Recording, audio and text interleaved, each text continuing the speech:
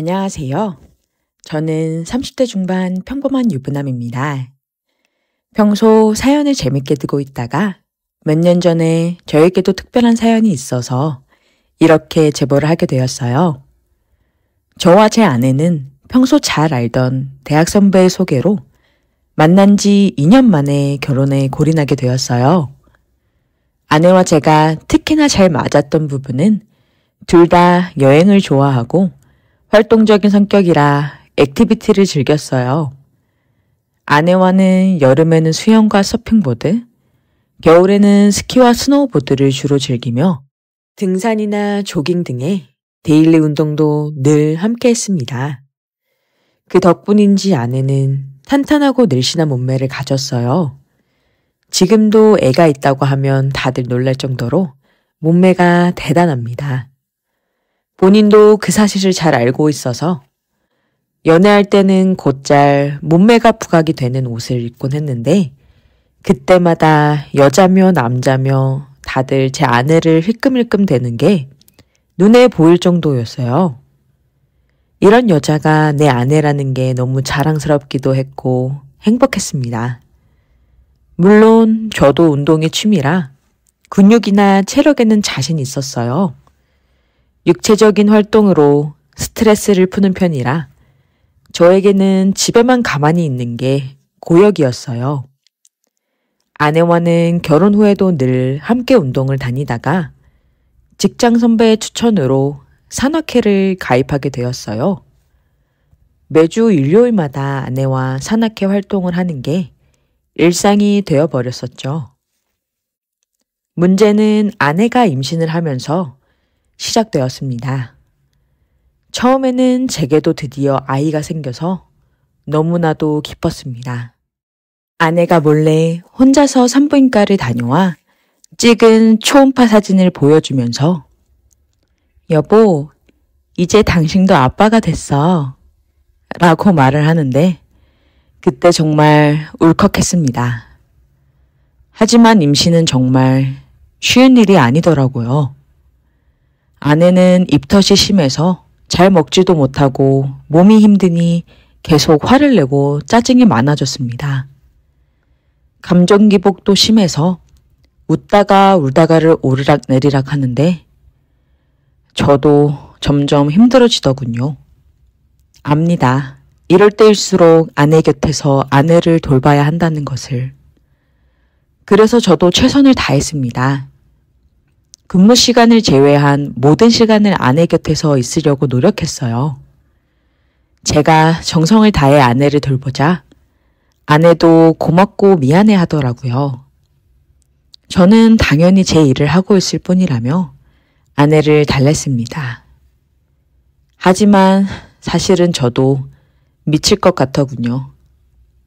평일이고 주말이고 항상 집에서 아내를 돌보자니 활동적인 것을 좋아해 집에 있는 게 고역인 제게는 하루하루가 힘들었습니다. 스트레스를 풀 곳이 없어서 두통이 심해지더라고요. 그렇게 타이레놀로 하루하루 연명해 가고 있었습니다.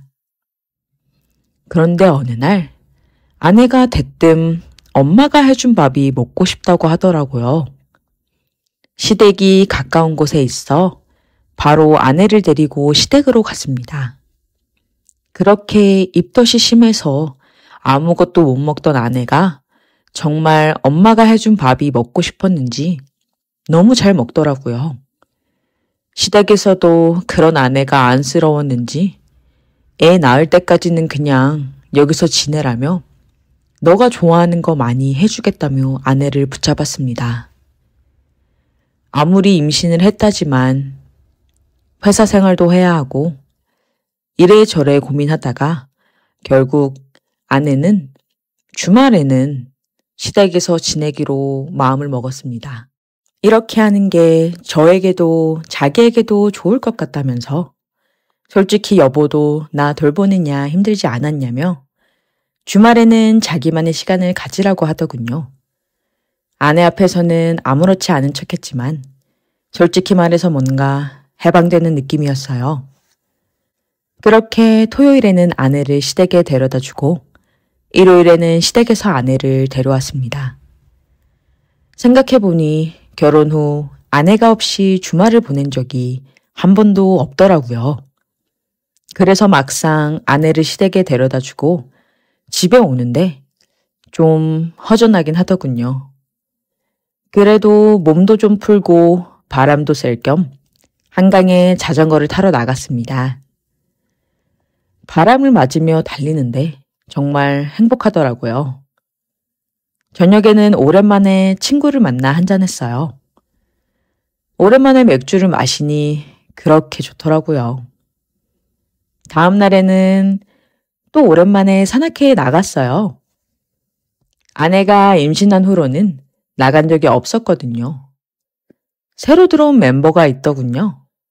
그 여자분은 야외 활동을 한 번도 하지 않은 것처럼 정말 새하얀 피부에 여리여리한 체구를 가지고 있었어요. 산행을 시작하자 다들 하나둘씩 무리를 지어 이동을 하는데 저와 그 여자분만 일행이 없어 자연스레 산행을 같이 하게 되었습니다.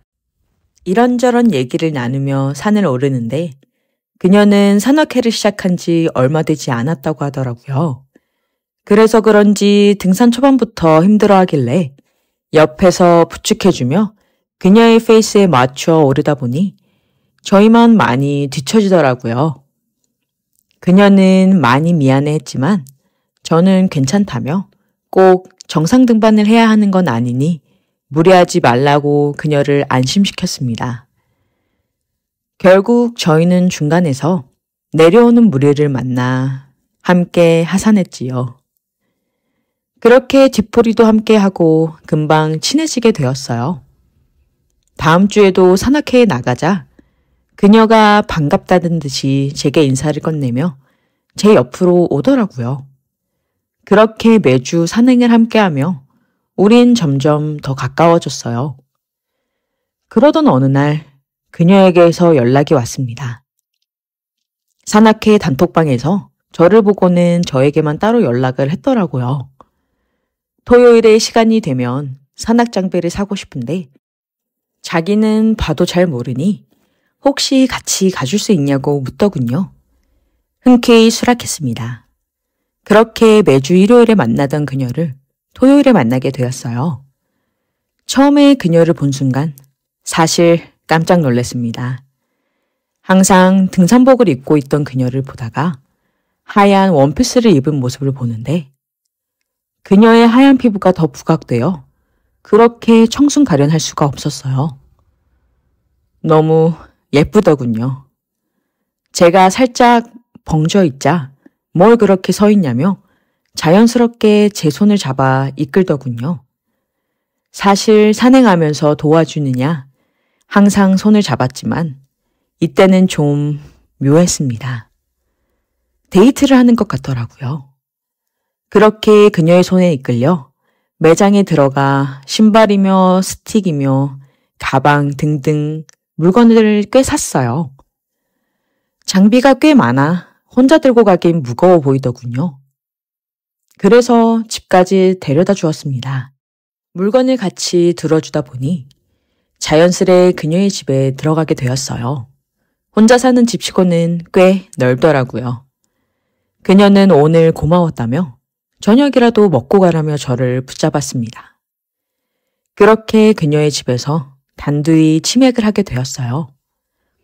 그녀는 제 옆에 앉아서 계속 웃으며 스킨십을 하는데 저도 안 한 지 오래돼서 금방 몸이 달아오르더군요. 그래서 저도 대담하게 그녀에게 다가갔습니다. 거부하지 않더라고요. 자연스레 그녀의 허리를 감싸 안고 키스를 했습니다. 그녀가 더욱 열렬히 제 목에 팔을 감싸고 달려들더군요.